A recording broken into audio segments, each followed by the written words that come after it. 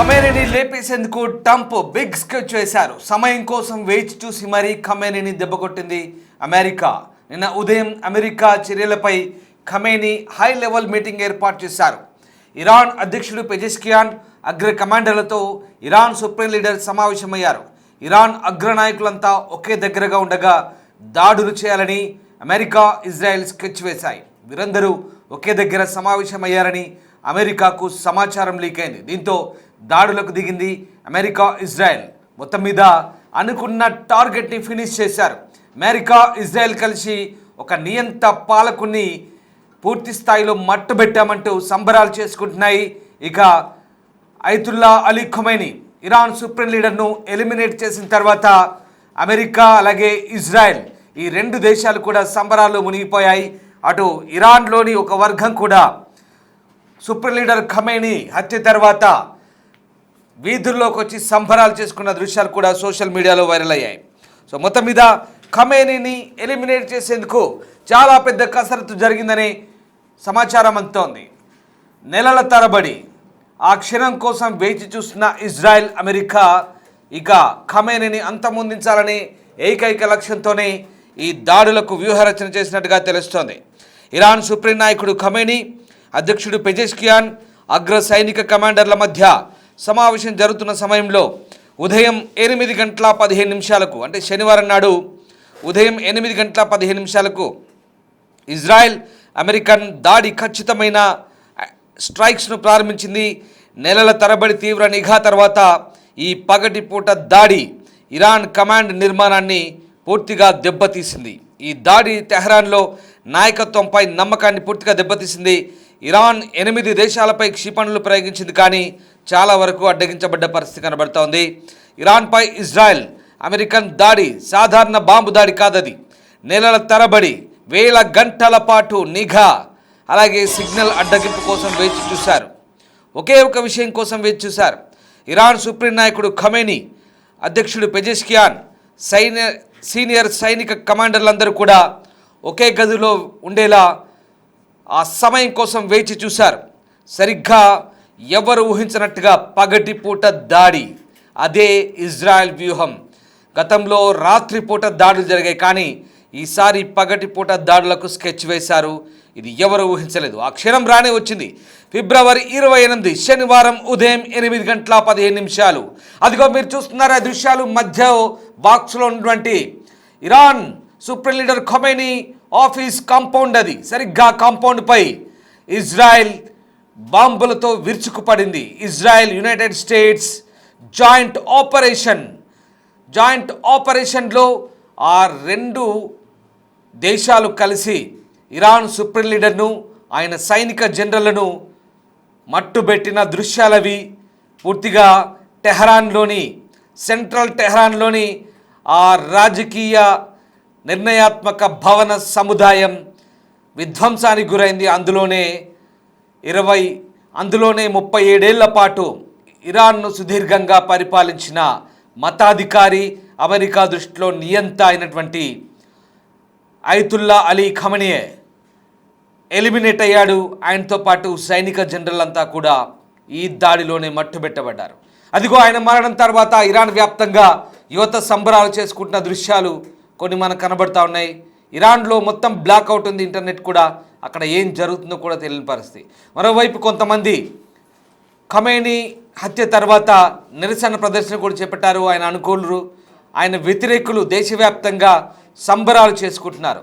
Central టెహ్రాన్లోని అధ్యక్ష భవన complex అంతా కూడా బాంబులతో దద్దరిల్లింది. దీంతో సుప్రీం లీడర్ ఖమైనీతో పాటు మిగతా సైనిక జనరల్ అంతా కూడా హతమయ్యారు. ఇదిగో మీరు చూస్తున్నారే, వీళ్ళంతా కూడా Ayatollah Ali Khamenei eliminated, Iran supreme leader eliminated. Next ఇక మిగతా లీడర్లంతా కూడా దాదాపు ఏడుగురు లీడర్లంతా కూడా ఎలిమినేటెడ్ అయ్యారు.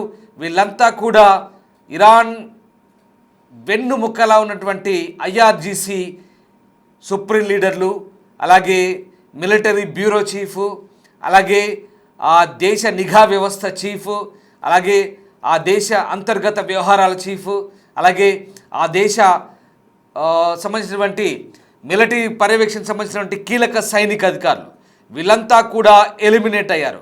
వరుసగా అందరినీ ఒకే బాంబు దాడిలో అమెరికా ఇజ్రాయెల్ వైమానిక దళాలు మట్టుబెట్టిన దృశ్యాలు మనం చూసాం.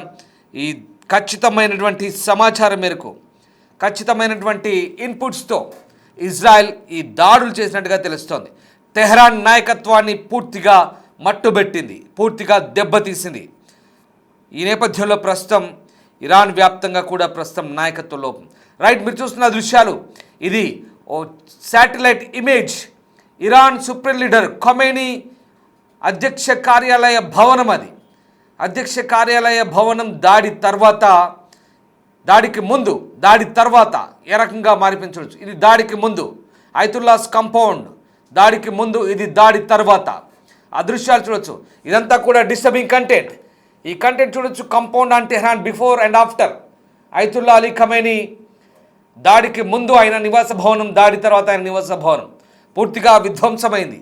ఎక్కడా తెహ్రాన్లో సురక్షితమైన ప్రదేశం ఉందా? తెహ్రాన్లో లేదు. ఆ దేశ అధ్యక్షున్నే కీలక నిఘా వ్యవస్థ పూర్తిగా తుడిచిపెట్టింది. కీలకమైన నిఘా వ్యవస్థలు ఇచ్చినటువంటి ఇన్పుట్స్ ఆధారంగా ఇజ్రాయెల్ ఆ దేశ అధ్యక్షుని ఆయన సొంత దేశంలో, సొంత ఆఫీస్లో, సొంత ఇంట్లో బాంబు దాడులతో చంపేసింది. అదిగో ఆ దృశ్యాలు చూస్తున్నారు. Disturbing content on big TV screen.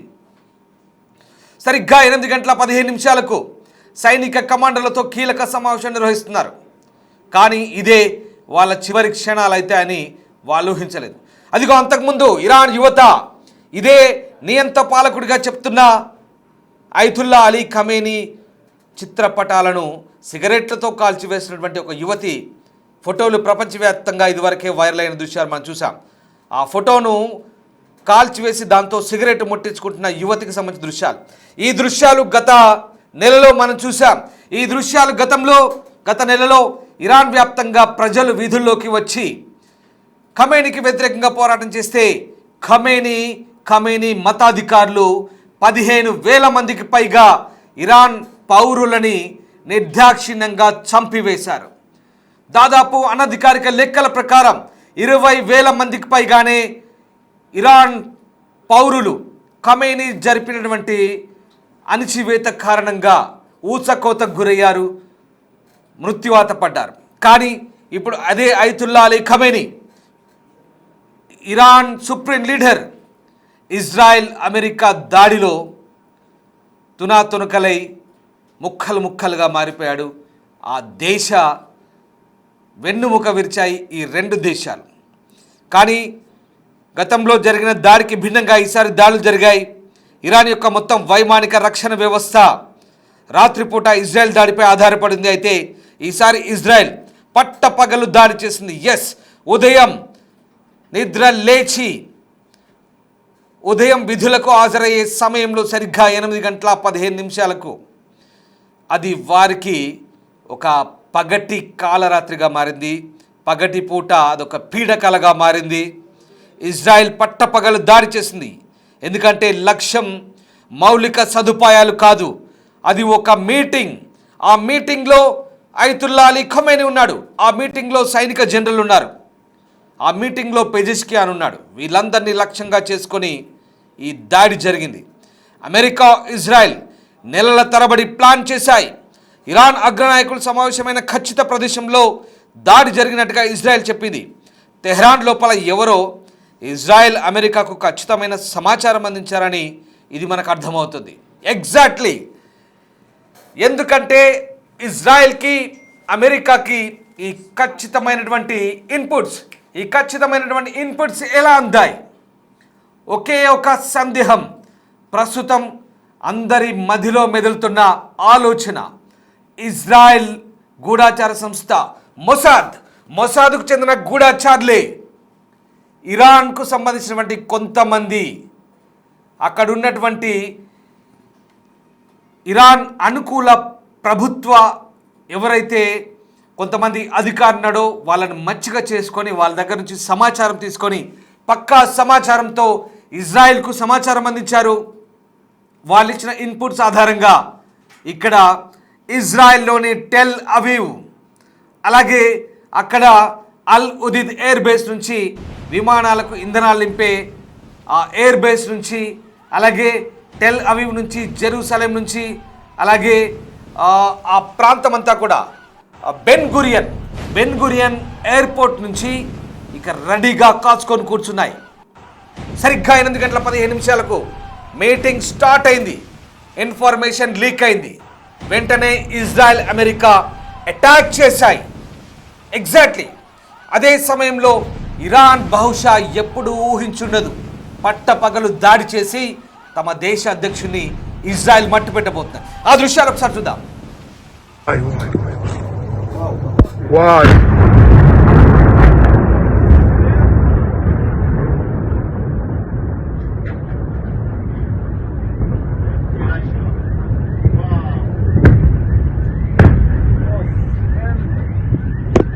איזה תפיסה יש לי, חבל לך על הזמן. עשת את זה? בטח, מטורף. וואי וואי וואי.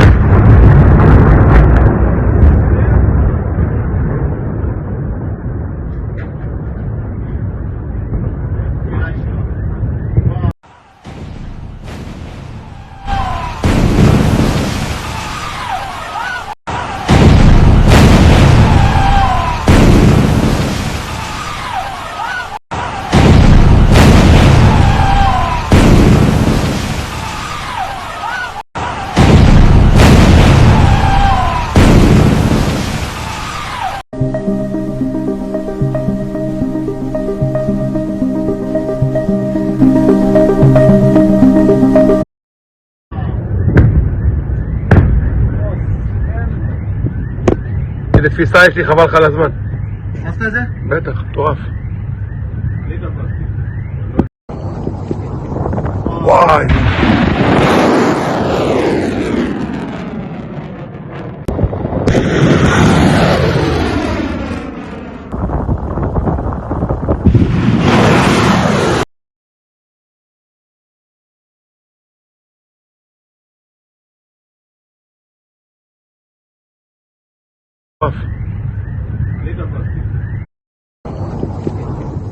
וואי וואי וואי.